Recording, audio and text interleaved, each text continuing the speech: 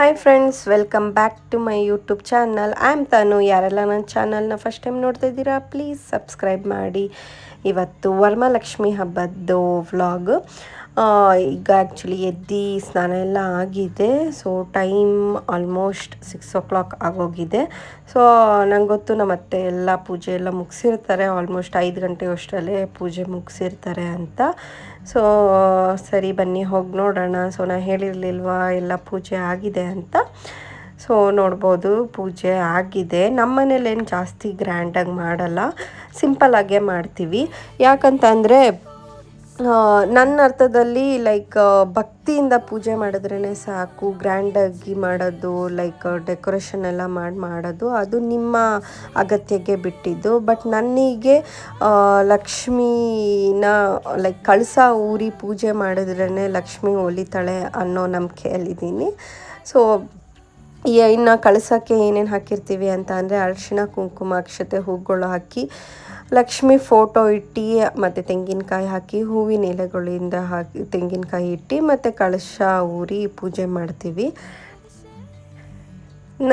ನೈವೇದ್ಯಕ್ಕೆ ಹಣ್ಣುಗಳು ಇಲ್ಲ ಯಾವುದಾದ್ರು ಸಿಹಿ ತಿಂಡಿ ಇಟ್ಟು ಭಕ್ತಿಯಿಂದ ಪೂಜೆ ಮಾಡಿದ್ರೇ ಲಕ್ಷ್ಮಿ ಒಲಿತಾಳೆ ಅನ್ನೋ ನಂಬಿಕೆಯಲ್ಲಿ ನಾನಿದ್ದೀನಿ. ಮತ್ತು ಈ ವರಮಹಾಲಕ್ಷ್ಮಿ ಯಾಕೆ ಆಚರಿಸ್ತೀವಿ ಅನ್ನೋದಾದರೆ ಒಂದು ಪೌರಾಣಿಕ ಹಿನ್ನೆಲೆ ಇದೆ. ಚಾರುಮತಿ ಅಂತ ಒಬ್ಬಳು ಭಕ್ತೆ ಇರ್ತಾಳೆ. ಸೊ ಅವಳ ಕನಸಿಗೆ ಬಂದು ಮಹಾಲಕ್ಷ್ಮಿ ದೇವಿ ಬಂದು ಕನಸಲ್ಲಿ ಬಂದು ಈ ಥರ ವ್ರತ ಮಾಡು, ನನ್ನ ವ್ರತ ಮಾಡು, ನಿನಗೆಲ್ಲ ಒಳ್ಳೆಯದಾಗುತ್ತೆ. ಶ್ರಾವಣ ಮಾಸದ ಹುಣ್ಣಿಮೆಯ ಮುಂಚೆ ಯಾವ ಶುಕ್ರವಾರ ಬರುತ್ತೆ ಆ ಶುಕ್ರವಾರದಂದು ವರಮಹಾಲಕ್ಷ್ಮಿ ಅನ್ನೋ ವ್ರತ ಮಾಡು, ನಿನಗೆಲ್ಲ ಒಳ್ಳೆಯದಾಗುತ್ತೆ ಅಂತ ಕನಸಲ್ಲಿ ಬಂದು ಹೇಳೋಗಿದ್ರಂತೆ. ಅದ್ರ ಪ್ರಕಾರನೇ ಅವಳು ಶ್ರಾವಣ ಮಾಸದ ಮೊದಲನೇ ಅಂದರೆ ಹುಣ್ಣಿಮೆ ಬರೋ ಮೊದಲನೇ ಶುಕ್ರವಾರದಲ್ಲಿ ಅವಳು ವ್ರತ ಮಾಡ್ತಾಳೆ, ವರಮಹಾಲಕ್ಷ್ಮಿ ಹಬ್ಬನ ಮಾಡ್ತಾಳಂತೆ. ಸೊ ಇದರಿಂದ ಅವ್ರ ಮನೇಲಿ ತುಂಬ ಕಷ್ಟಗಳೆಲ್ಲ ಸಾಲ್ವ್ ಆಗುತ್ತೆ. ಆ್ಯಂಡ್ ಲಕ್ಷ್ಮಿ ಒಲಿತಾಳೆ, ಧನ ಧಾನ್ಯ ಎಲ್ಲ ಅವಳಿಗೆ ಸಿಗುತ್ತೆ, ಮನೆಯವ್ರಿಗೆಲ್ಲರಿಗೂ ಒಳ್ಳೆಯದಾಗುತ್ತೆ ಅಂತ ಹಿನ್ನೆಲೆ ಇದೆ. ಅದ್ರ ಪ್ರಕಾರನೇ ವರಮಹಾಲಕ್ಷ್ಮಿ ಹಬ್ಬನೂ ಆಚರಿಸ್ಕೊ ಬರ್ತಾಯಿದ್ದಾರೆ. ಸೊ ಅದಾದಮೇಲೆ ನಮ್ಮ ಅತ್ತೆ ಆಲ್ಮೋಸ್ಟ್ ಎಲ್ಲ ಮತ್ತು ಎಡೆಗೆ ಮತ್ತು ತಿಂಡಿಗೆಲ್ಲ ರೆಡಿ ಮಾಡ್ಕೋತಾಯಿದ್ರು. ಮತ್ತು ಈ ವಿಡಿಯೋದಲ್ಲಿ ನಾನು ಹೇಗೆ ಹೋಳಿಗೆ ಮಾಡ್ತೀವಿ ನಮ್ಮ ಮನೇಲಿ ಅಂತಲೂ ಹೇಳ್ತೀನಿ.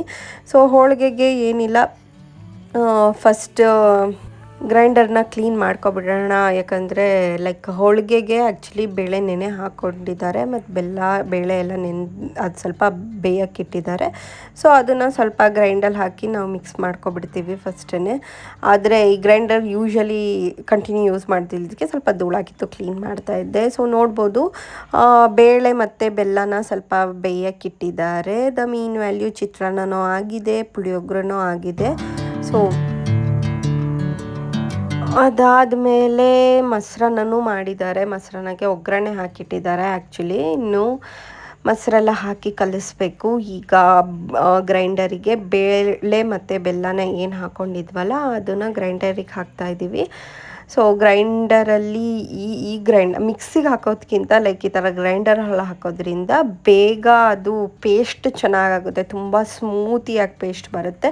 ಗ್ರೈಂಡರಲ್ಲಿ ಅಷ್ಟು ಸ್ಮೂತಿಯಾಗಿ ಬರಲ್ಲ. ಬಟ್ ಹಿಂದಿನ ಕಾಲದಲ್ಲೆಲ್ಲ ನಮ್ಮ ಅಜ್ಜಿಂದಿರೋ ನಮ್ಮ ಅಮ್ಮಂದಿರೆಲ್ಲ ಹೇಗೆ ಮಾಡ್ತಾಯಿದ್ರು ಅಂದರೆ ಕಲ್ಲಿರೋದು ಅದೇ ರುಬ್ಬೋ ಕಲ್ಲಿರೋದಲ್ಲ, ಅದರಲ್ಲೇ ರುಬ್ತಾಯಿದ್ರು. ಯಾಕಂದರೆ ಅದು ತುಂಬ ಸ್ಮೂತಾಗಿ ಬರಬೇಕು ಅದಕ್ಕೋಸ್ಕರ.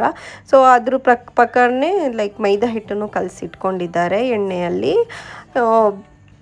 ಅದು ಸ್ವಲ್ಪ ಎಣ್ಣೆ, ಸ್ವಲ್ಪ ಉಪ್ಪು, ಸ್ವಲ್ಪ ಅರಿಶಿನ ಹಾಕಿ ಮೈದಾ ಹಿಟ್ಟನ್ನ ಕಲಸಿಟ್ಟಿದ್ದಾರೆ. ಸೊ ಈಗ ನೋಡಬಹುದು ಎಷ್ಟು ಸ್ಮೂತಾಗಿ ಬಂದಿದೆ. ಇಷ್ಟು ಕನ್ಸಿಸ್ಟೆನ್ಸಿ ಬರೋವರೆಗೂ ಅದು ರುಬ್ಕೋಬೇಕು. ಸೊ ಬಿಫೋರೆಲ್ಲ ಕಲ್ಲಲ್ಲಿ ರುಬ್ತಾಯಿದ್ರು, ಈಗೆಲ್ಲ ಗ್ರೈಂಡರ್ ಬಂದುಬಿಟ್ಟಿದೆ. ಸೊ ಇನ್ನೂ ನಮಗೆ ಈಸಿ ಆಗಿಬಿಡುತ್ತೆ ವರ್ಕು.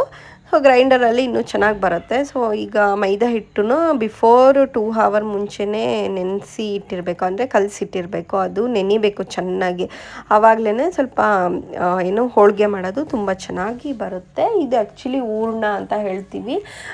ಏನು ನಾವು ಬೆಲ್ಲ ಮತ್ತು ಬೇಳೆ ಹಾಕಿ ಮಾಡ್ತಾರಲ್ಲ, ಇದೇ ಥರನ ಕಾಯಿ ಹೋಳಿಗೆನೂ ಮಾಡ್ತಾರೆ. ಸೊ ನಮ್ಮ ಮನೆಯಲ್ಲಿ ಇವತ್ತು ಬೇಳೆ ಹೋಳಿಗೆ ಮಾಡ್ತಾಯಿದ್ದೀವಿ. ಸೊ ಈಗ ನಾನು ಅದೇನು ಗೊಜ್ಜೆಲ್ಲ ಮಾಡಿದ್ರಲ್ಲ ಅದ್ರನ್ನು ಎಲ್ಲ ರೈಸ್ ಎಲ್ಲ ಹಾಕಿ ಕಲಿಸ್ತಾ ಇದೆ. ಬಿಕಾಸ್ ಮತ್ತೆ ನೈವೇದ್ಯಕ್ಕೆ ದೇವರಿಗೆ ಇಡಬೇಕಲ್ಲ ಎಲ್ಲನೂ. ಸೊ ನಮ್ಮ ಅತ್ತೆನೂ ಹೇಗೆ ರೆಡಿ ಮಾಡ್ಕೊತಾ ಇದ್ದರು ಹೋಳಿಗೆ ಮಾಡೋಕ್ಕೆ. ಏನಂತ ಅಂದರೆ ಅದೇನು ಮೈದಾ ನಾವು ಕಲಸಿದ್ವಲ್ಲ ಅದನ್ನು ಸ್ವಲ್ಪ ಉಂಡೆ ಮಾಡಿಕೊಂಡು ಸ್ವಲ್ಪ ಲಾಟಿಸ್ಕೊಂಡು ಅದ್ರ ಸೆಂಟ್ರಲ್ಲಿ ಹೂರ್ಣ ಇಟ್ಟು ಅದನ್ನು ನೀಟಾಗಿ ಪ್ರೊಟೆಕ್ಟ್ ಅಂದರೆ ನೀಟಾಗಿ ಅದನ್ನು ಕವರ್ ಮಾಡ್ಕೋಬೇಕು ಅದು ಮೈದಾ ಹಿಟ್ಟಲ್ಲಿ. ಅದಾದಮೇಲೆ ಸ್ಮೂತಾಗಿ ಅದು ರೌಂಡ್ ಶೇಪ್ ಬರೋ ಅಷ್ಟು ಮತ್ತು ಅದು ನೀಟಾಗಿ ಡಿಸ್ಟ್ರಿಬ್ಯೂಟ್ ಆಗಬೇಕು. ಏನು ಹೂರ್ಣ ಇರುತ್ತಲ್ಲ ಅದು ನೀಟಾಗಿ ಡಿಸ್ಟ್ರಿಬ್ಯೂಟ್ ಆಗಬೇಕು. ಇಲ್ಲ ಅಂತಂದರೆ ಮೈದಾನೇ ಒಂದು ಸೈಡ್ ಆಗಿಬಿಡುತ್ತೆ, ಹೂರ್ಣನೇ ಒಂದು ಸೈಡ್ ಆಗಿಬಿಟ್ಟೆ ಅದೇ ಥರ ನೀಟಾಗಿ ತಟ್ಟಿಸ್ಕೋಬೇಕು. ಸೊ ಒಂದು ಕನ್ಸಿಸ್ಟೆನ್ಸಿಯಾಗಿ ರೌಂಡ್ ಶೇಪಲ್ಲಿ ಬರುತ್ತೆ. ಜಾಸ್ತಿ ದಪ್ಪನೂ ಇರಬಾರ್ದು, ಜಾಸ್ತಿ ತೆಳ್ಳನೂ ಇರಬಾರ್ದು. ಲೈಕ್ ತೆಳ್ಳ ಆಗಿಬಿಟ್ರೆ ತುಂಬ ಹರಿದೋಗ್ಬಿಡುತ್ತೆ. ಅದಕ್ಕೋಸ್ಕರ ಲೈಕ್ ಲೈಟಾಗಿ ತಟ್ಟಿಸ್ಕೋಬೇಕು. ಅದಾದಮೇಲೆ ಅದನ್ನು ನೀಟಾಗಿ ತೆಗ್ದು ಅದನ್ನು ಹಂಚ್ ಮೇಲೆ ಹಾಕೋದು. ಆ್ಯಕ್ಚುಲಿ ತೆಗೆಯೋದೇ ತುಂಬ ಡಿಫಿಕಲ್ಟು, ಒಂದೊಂದು ಸರ್ತಿ ಹರಿದೋಗ್ಬಿಡುತ್ತೆ. ಸೊ ಕವರಿಗೂ ನೀಟಾಗಿ ಎಣ್ಣೆ ಹಾಕ್ಕೊಂಡಿರಬೇಕು. ಸೊ ಅದಾದಮೇಲೆ ನಾನೇನು ಕಮ್ಮಿನಾ ಅಂತ ಹೇಳಿಬಿಟ್ಟು ನಾನು ಒಂದು ಹೋಳಿಗೆ ತಟ್ಟೋಕ್ಕೆ ಹೋದೆ.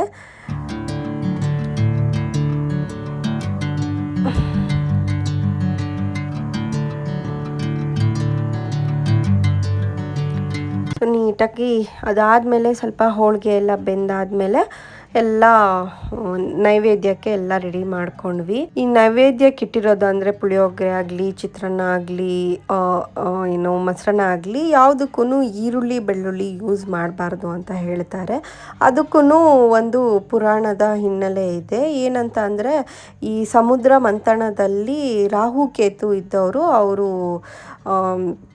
ಏನದು ಅದು ಕದ್ದು ಅಮೃತನ ಕುಡಿದ್ಬಿಡ್ತಾರಲ್ಲ. ಸೊ ಆ ಟೈಮಲ್ಲಿ ವಿಷ್ಣು ದೇವ ಬಂದು ಅವ್ರನ್ನ ಸಂಹಾರ ಮಾಡ್ತಾರೆ. ಆ ಸಂಹಾರ ಮಾಡಿದಾಗ ಆ ರಕ್ತ ಏನಿದೆ ಅದು ಭೂಮಿಗೆ ಚೆಲ್ಲಿ ಈರುಳ್ಳಿ ಬೆಳ್ಳುಳ್ಳಿ ಗಿಡ ಹುಟ್ಟಿತು ಅಂತ ಒಂದು ಹಿನ್ನೆಲೆ ಇದೆ. ಸೊ ಅದರಿಂದ ಲೈಕ್ ದೇವರಿಗೆ ಈರುಳ್ಳಿ ಬೆಳ್ಳುಳ್ಳಿ ಮಾಡಿದ್ದು ಲೈಕ್ ಊಟಗಳು ನೈವೇದ್ಯ ಮಾಡಿದ್ರೆ ಅಷ್ಟು ಸಲ್ಲಲ್ಲ. ಸೊ ಇದೊಂದು ಪೌರಾಣಿಕ ಹಿನ್ನೆಲೆ ಇರೋದಕ್ಕೋಸ್ಕರ ಅದನ್ನು ಈರುಳ್ಳಿ ಬೆಳ್ಳುಳ್ಳಿ ಇಲ್ದಲೇ ಯೂಶ್ವಲಿ ಅಡುಗೆಗಳೆಲ್ಲ ಮಾಡಿ ನೈವೇದ್ಯಕ್ಕೆ ಇಡ್ತಾರೆ. ಆ್ಯಕ್ಚುಲಿ ಆ ನೈವೇದ್ಯಕ್ಕೆ ಇಡಬೇಕು ಅಂತ ಈರುಳ್ಳಿ ಬೆಳ್ಳುಳ್ಳಿ ಮಾಡ್ದಿಲ್ದಿದ್ದು ಚೆನ್ನಾಗಿರುತ್ತೆ. ಅದೊಂದು ಹಿನ್ನೆಲೆ ಇದ್ದಿದೆ. ಅದಕ್ಕೋಸ್ಕರ ನಮ್ಮನೆಯಲ್ಲೂ ಈರುಳ್ಳಿ ಬೆಳ್ಳುಳ್ಳಿ ಇಲ್ದಲೇ ಅಡುಗೆಗಳೆಲ್ಲ ಮಾಡಿ ನೈವೇದ್ಯಕ್ಕೆ ಇಡ್ತಾರೆ. ಸೊ ಸಂಜೆ ಆಯಿತು. ಈಗ ಎಲ್ಲರ ಮನೆಗೂ ಕುಂಕುಮಕ್ಕೆ ಹೋಗಬೇಕಲ್ಲ, ಅದಕ್ಕೋಸ್ಕರ ಸ್ಯಾರಿ ಉಟ್ಟು ರೆಡಿ ಆಗೋಣ ಅಂತ ರೆಡಿ ಆಗ್ತಾಯಿದ್ದೆ.